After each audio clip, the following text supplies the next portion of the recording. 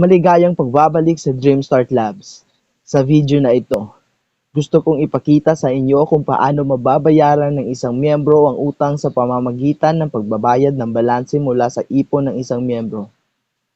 Ipagpalagay, inaatasan ng grupo ang lahat ng miyembro na bayaran ng kanilang mga pautang sa meeting na ito para maghanda para sa share out. Ngunit walang sapat na pera si Divina para mabayaran ng pautang. Ano ang kanyang options? Karaniwang nangyayari ito sa panahon ng meeting, kaya pindutin ang mga meeting. Ipagpatuloy ang meeting. Kapag naabot mo na ang pagbabayad ng pautang, pindutin ito. Piliin ang miyembro.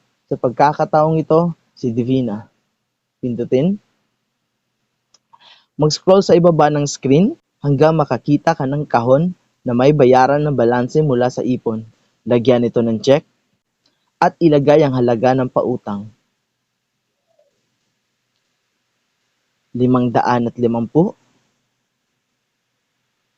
Pindutin ang tapos na. At ayun, nakapagbayad na si Divina gamit ang kanyang balanse mula sa ipon. Pindutin ang OK. Salamat sa panonood.